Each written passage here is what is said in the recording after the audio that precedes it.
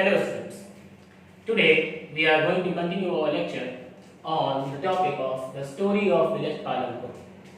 In our last lecture, we have already been discussed demographic structure of Palampur, production and its factors, cropping pattern, methods of farming, green revolution and its effects, means advantages and disadvantages of green revolution.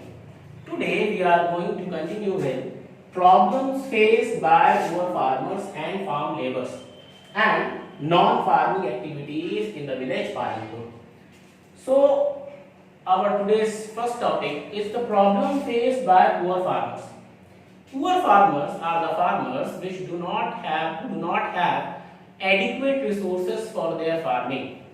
Poor farmer, गरीब farmer वो हैं जिनके पास proper resource available नहीं है. The very major problem that they have to face is the shortage of capital. As because they are poor, they do not have enough earning which can be retained for the upcoming agricultural activity. आने वाली अगले साल की agricultural activity के लिए उनके पास इतनी income नहीं होती जिसे वो बचाकर अगले साल तक के लिए रख सके. With a minimum income, with a limited income, they are not being able to save their income, they are not being able to retain their income for the upcoming agricultural activity. Because of that, because of this shortage of capital, because of the absence of the saving, they have to depend upon the credit facility which is being provided by different institutions like money lenders, bank, financial institution, etc. So they have to take credit, they have to take loan, उन्हें कर्ज लेना पड़ता है, उधार लेना पड़ता है, and in order to get this credit they have to give something valuable as a collateral, as a security. और वो होता क्या है भाई, उनके पास कोई वैल्यूएबल ऑब्जेक्ट होता तो फिर लोन क्यों लेते? ले देकर उनके पास एक ही चीज होती है, वो उनका स्मॉल पैच ऑफ लैंड जिस पर वो एग्रीकल्चर करेंगे. So in order to take the credit from the money lender or the bank, they have to give this small piece of land as a collateral, as a security to the bank. अब जब उन्होंने loan लेकर ये agricultural activity conduct की and because of any reason, अगर उनके expectation fulfil नहीं हुई, यानी जो अमाउंट ऑफ क्रॉप, जो इनकम वो अपनी प्रोडक्शन से एक्सपेक्ट कर रहे थे वो नहीं हुई, या किसी वजह से उनकी क्रॉप डिस्टर्ब हो गई, डिस्ट्रॉय हो गई, बिकॉज ऑफ एनी रीजन, चाहे वो नेचुरल रीजन हो, चाहे वो मैनमेड हो, फ्लड आ गया, सूखा पड़ गया, आग लग गई, किसी ने खराब कर दिया, कीड़े लग गए, whatsoever be the reason, if because of any reason their crop is being destroyed, then they are not being able to repay that loan. And in the absence of repayment, because of the non-repayment, they have to lose that asset, they have to lose that thing which is being given as a collateral. तो अब पहले तो उनके पास छोटा सा land था, now they become landless. As because they are not being able to repay the loan, they become landless. यानी वो पुअर से अपग्रेड होने के बजाय पॉवर्टी में और ज्यादा इंडल्ज होते हैं. So this is the very first problem which is being faced by the poor farmers in the villages, particularly in Palampur. They do not have the adequate amount of resource with which they are not being able to sustain their agricultural activity. In order to sustain it, they have to take the loan from the financial institution by giving their asset, by giving their land as collateral. This particular activity of taking loan has a very high amount of risk involved. जैसा मैंने बताया कि अगर किसी भी वजह से उनकी क्रॉप डिस्ट्रॉय हो गई या किसी भी वजह से उनको वो रिटर्न नहीं मिला जो वो एक्सपेक्ट कर रहे थे, वो इनकम जनरेट नहीं हुई जो वो एक्सपेक्ट कर रहे थे, इस केस में होगा क्या? They are not being able to repay the loan to the financial institution and thus they are getting themselves in a situation called as debt trap. Debt trap में फंस जाएंगे और वो जो लैंड उनके पास थी वो भी चली जाएगी. They become landless farmer.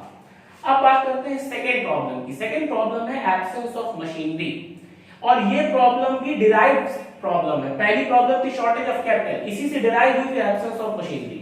It is because that they do not have adequate resource, how they can have enough machinery for to do agricultural activities.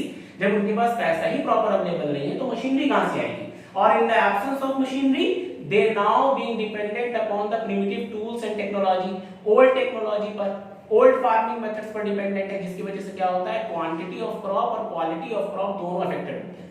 because of the primitive tools and primitive technology, they are not being able to produce good amount of crop, quality crop, which do not give them adequate income. क्योंकि अब crop की quantity quality दोनों ही क्या है, inferior है, तो उनको वो अमाउंट ऑफ रेवेन्यू, वो इनकम नहीं जनरेट होगी जो उनको जनरेट होनी चाहिए थी. So absence of machinery, because of the absence of machinery, they have to depend upon the primitive tools and technology. Because of that, their quantity and quality of crop is being affected. तीसरी problem है uneven distribution of land. Uneven distribution of land, as we all know that in villages, all the people are not having equal land. Many people have more than 10 hectares of land, many people have less than 2 hectares, and majority of the people are landless. They do not have any land. किसी के पास 10 hectare से भी ज्यादा है, किसी के पास 2 hectare से भी कम, और किसी के पास है ही नहीं. और हम जानते हैं डेमोग्राफिक स्ट्रक्चर में हमने पढ़ा था कि पालनपुर में majority of the people are landless people. They do not have their own land, they have to work on the field of others. So यहाँ पर बिकॉज ऑफ अनइवन डिस्ट्रीब्यूशन, वो फार्मर जो फार्मिंग करना चाहता है, the farmer who knows farming and are willing to do, उसके पास land ही available नहीं. और वो फार्मर जिसके पास बहुत ज्यादा लैंड अवेलेबल है, वो उस लैंड को प्रॉपर्ली यूटिलाइज नहीं कर पा रहे. So this situation leads towards the under utilisation of the existing land which is being available to the farmers. Farmer के पास जो लैंड अवेलेबल है वो फुल्ली यूटिलाइज नहीं हो पाता, जिससे कि क्वांटिटी ऑफ द क्रॉप क्या हो जाती है, अफेक्टेड, यानी वो कम हो जाती है. जितनी प्रोड्यूस हो सकती थी मैक्सिमम, उतनी नहीं हो पाती. हम लैंड को ऑप्टिममली यूटिलाइज नहीं कर पाते, क्योंकि जिनको फार्मिंग करनी है उनके पास लैंड नहीं है, और जिनके पास लैंड ज्यादा है वो जितने पे कर पा रहे हैं उतने कर रहे हैं, बाकी ऐसे ही पड़ा हुआ है. So this situation lead towards the underutilization of the land which is being available for farming, and that is why the quantity of crop will be less than the expected quantity. जो expected quantity थी उससे कम produce होती है, क्योंकि हमने land fully utilise नहीं किया. अब एक प्रॉब्लम है वो फार्म लेबर्स की है. पुअर फार्मर्स की तो हमने 3 बेसिक प्रॉब्लम डिस्कस की. शॉर्टेज ऑफ कैपिटल सबसे मेजर है, और उसके बाद एब्सेंस ऑफ मशीनरी, और तीसरी अनइवन डिस्ट्रीब्यूशन ऑफ लैंड. चौथा जो प्रॉब्लम है कंपटीशन अमंग द फार्मर्स, या competition among the labour should I से, ये है फार्म लेबर की प्रॉब्लम. वो लोग जो लैंडलेस पीपल हैं, landless people will do farming on the field of others, and in exchange of their services they will get the daily wages. अब क्या होता है कि majority of the people in Palanpur are landless, so for a one work we have more than one people. अब इस की वजह से क्या होता है कि they have to face the competition. जिस काम के 500 मिलने चाहिए थे उस काम के 200-300 भी नहीं मिलते, 400 भी नहीं मिलते, as because they are competing among themselves in order to have that economic and work opportunity. Work opportunity को पाने के लिए उनको क्या करना पड़ता है, कॉम्पीट करना पड़ता है अपने में, जिसकी वजह से क्या होता है लैंडलॉर्ड्स अनड्यू एडवांटेज उठाते हैं और उनको प्रॉपर वेजेस नहीं मिल पाते. मिसाल के तौर पे काम एक है, मुझे अपनी लैंड पे फार्मिंग करवानी, मेरे सामने 1% आया, 2%, 3%, 4%, 10% घटे हुए. एक ने कहा मैं 500 लूंगा, और दूसरे ने क्या कहा कि भाई मैं तो 400 में तैयार हूं, तीसरे ने कहा मैं 300 में करने को तैयार हूं. तो इससे पता क्या लगा कि for a work for which you will get 500, now you are getting 200 because of the competition. So this competition lead towards, this particular competition lead towards the minimization of the wages which will be given to the farm laborers. अब इन सारी problems की solution क्या है? सारी problem solution ये है कि for shortage of capital government must provide a financial resource, a financial source which will give credit on longer term basis with minimum interest. Government को फार्मर्स को लोन अवेलेबल कराना चाहिए लॉन्ग टर्म पीरियड के लिए, long term loan for a minimum interest.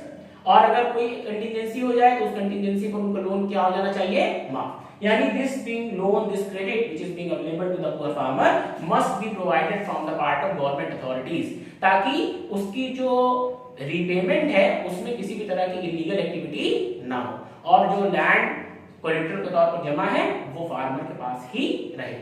दूसरा absence of machinery, तो फिर यहाँ पे गवर्नमेंट का इनिशिएटिव लेना पड़ेगा. Government have to take initiative and will provide and have to provide the essential machinery to the farmer so that he can produce more quality crop and in more quantity.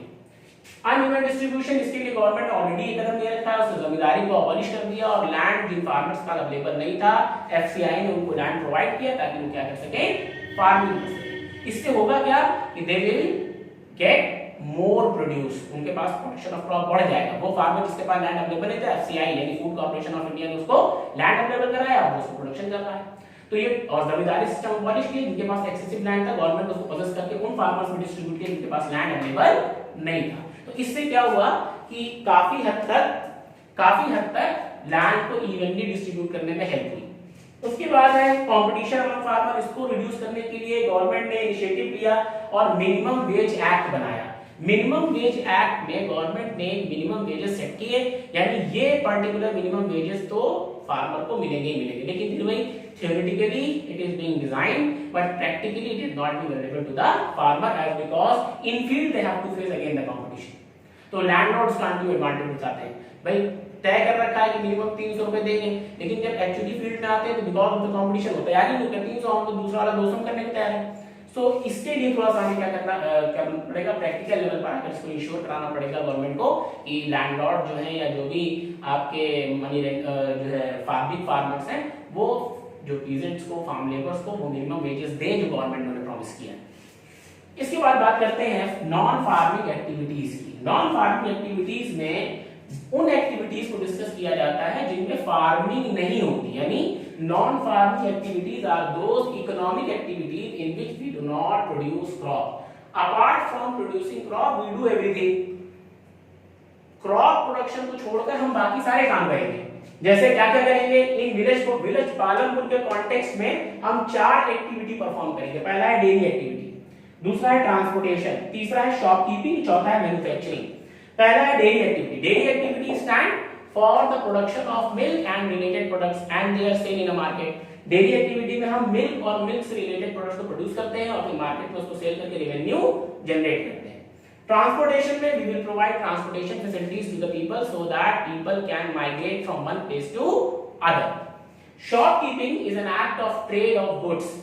Shopkeeping में हम goods में trade करते हैं, bulk में good purchase करके लाते हैं और फिर उसको रिटेल में बेचते हैं, यानी in shopkeeping we generally do the exchange of goods, that is the trade of goods. Manufacturing is an act of processing and assembling of raw material into good. Manufacturing में क्या करते हैं, रॉ मटेरियल को process करके assemble करके goods में convert करते हैं, जो कि क्या होता है ईदर रेडी फॉर कंजम्पशन और फॉर सेल, जो या तो इस्तेमाल के लिए तैयार होता है या फिर बिकने के लिए तैयार होता है, बेचने के लिए तैयार होता है, जिसको हम डायरेक्टली मार्केट में ले जाकर सेल कर सकते हैं। तो मैन्युफैक्चरिंग 2 लेवल की होती है। भाई मैन्युफैक्चरिंग मैंने समझ में आया क्या होता है। Manufacturing means processing and assembling of raw material into good. Raw material को प्रोसेस करना, असेंबल करना गुड्स में, और इस काम को करते टाइम हम करते क्या है कि जो गुड बनाते हैं वो या तो कंजम्पशन के लिए होता है या फिर सेल के लिए। मैन्युफैक्चरिंग 2 लेवल पर की जाती है, इसको कहा जाता है small scale manufacturing and large scale manufacturing. Small scale, large scale. Small scale manufacturing is an act of processing on a small area for a small area with a small capital. कम पैसों के साथ छोटे area पर manufacturing की जाएगी तो कहलाएगी स्मॉल स्केल, और वही ज्यादा इन्वेस्टमेंट के साथ, ह्यूज इन्वेस्टमेंट के साथ बड़े एरिया पर की जाएगी कहलाएगी लार्ज स्केल मैन्युफैक्चरिंग। अब क्योंकि विलेज पालनपुर एक छोटी जगह है और यहाँ पर बहुत ज्यादा इन्वेस्टमेंट नहीं है, तो यहाँ पर जो फार्मिंग होती है वो मैन्युफैक्चरिंग होती है वो कौन सी होती है, स्मॉल स्केल। स्मॉल स्केल में की फीचर्स ये हैं कि इसमें हम बाहर से लेबर को हायर नहीं करते, बल्कि खुद ही लेबर की तरह एक्ट करके अपनी मैन्युफैक्चरिंग कंप्लीट करते हैं, या फैमिली मेंबर्स को हम एज अ लेबर यूज कर लेते हैं, यानी उनको रेम्यूनरेशन पे नहीं करते इसके लिए। इसमें हम मशीनरी छोटी लगाते हैं और जो हम प्रोडक्शन करते हैं वो भी कम होता है क्वांटिटी में। फॉर अस लोकल एरिया, अपने लोकल एरिया के लिए प्रोडक्शन करते हैं तो क्वांटिटी कम होती है। विलेज पालनपुर में इसका एग्जांपल मिश्री लाल के केस में दिया हुआ है। मिश्री लाल वो शुगर केन से जैगरी प्रोड्यूस करता था, शुगर केन को जैगरी में कन्वर्ट करता था, बाद में जैगरी मार्केट में ले आकर सोल्ड कर, जैगरी कहते हैं गुड़ को, यानी गन्ने से शुगर केन से गुड़ बनाना। तो शुगर केन तो फार्मर ने प्रोड्यूस किया, मिश्री लाल शुगर केन लेता था और फिर इसको कन्वर्ट करके इसको प्रोसेस करके गुड़ बनाता था, फिर इस गुड़ को मार्केट में लेकर बेचता था। ये था स्मॉल स्केल मैन्युफैक्चरिंग का एक example in the context of village Palanpur. तो हमने देखा नॉन फार्मिंग एक्टिविटी, जिसमें पहला डेयरी एक्टिविटी में production of milk and related products, transportation, facilitation of transportation facility transport facility को प्रोवाइड करना in order to facilitate migration of people and goods from one place to other. Shopkeeping act of trade of goods and manufacturing is the processing and the assembling of raw material into goods. ये complete topic है non farming activities का। अब हम बात करेंगे एक final topic की अपने, जो है डिफरेंस बिटवीन एग्रीकल्चरल एक्टिविटी यानी farming activity and non farming activity. इसको हम डिस्कस करेंगे, लास्ट टॉपिक है हमारा, इसमें यहां डिस्कस कर लेते हैं। Difference between farming activity and non farming activity.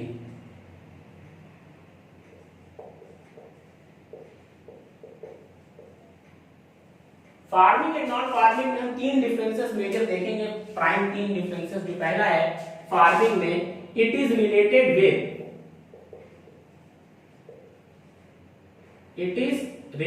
With production of crop.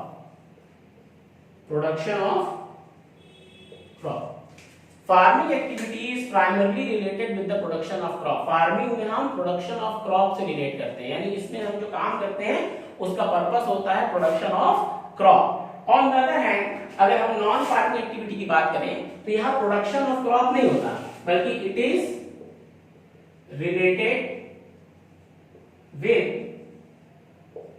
The exchange of goods and services. Non farming activity में प्रोडक्शन नहीं करते क्रॉप का, बल्कि हम गुड्स और सर्विसेज को एक्सचेंज करते हैं, खरीदते बेचते हैं। फार्मिंग का दूसरा पॉइंट ऑफ व्यू है, दूसरा पॉइंट है that it is seasonal in nature. It is seasonal. Seasonal क्यों है? क्योंकि जब क्रॉप का वो सीजन आएगा तभी वो क्रॉप लगाई जाएगी, क्रॉप को ग्रो करने में 2 to 3 मंथ जाएंगे। इस दौरान जो फार्मर है वो क्या है? अनएम्प्लॉयड। यानी कि ये फार्मिंग जो है कंटिन्यूअस नेचर की नहीं है, ये सीजन आएगा वो क्रॉप लगेगी, सीजन जब दोबारा चला जाएगा तो आप क्या हो गए? अनएम्प्लॉयड। यानी यहाँ पर you have to face seasonal unemployment, यानी यहाँ पर वर्क जो है वो कंसिस्टेंट नहीं है, वो क्या है? सीजन के अकॉर्डिंग है। वीट का सीजन आया, आपने वीट लगा दिया, जब तक वीट बड़ा होगा तब तक आप इंतजार करिए, उस लैंड को आप दूसरी किसी काम के लिए इस्तेमाल नहीं कर सकते, उस दौरान आप क्या है? खाली। लेकिन नॉन फार्मिंग एक्टिविटी में जो वर्क होता है वो क्या होता है? कंटिन्यूअस नेचर का होता है, सीजनल नहीं होता। यहाँ परमानेंट वर्क है, आपको रोजाना अगर आप ट्रांसपोर्टेशन सर्विस प्रोवाइड करते हो आप रोज ट्रांसपोर्टेशन प्रोवाइड करेंगे, यानी यहाँ पे काम क्या है? सीजनल नहीं है बल्कि परमानेंट है। Work opportunities, work is permanent या फिर कंटिन्यूअस इन नेचर। वर्क क्या है? कंटिन्यूअस नेचर का है या परमानेंट है, यानी कि यहाँ पर आकर आपके पास काम पूरा साल रहेगा, through out the year you will have work. यहाँ पर आकर कोई गैप नहीं आएगा, काम आपके पास हमेशा मौजूद रहेगा। Non farming activity is continuous और permanent in nature, on the other hand farming is seasonal in nature. Last difference जो है वो है here the income is huge but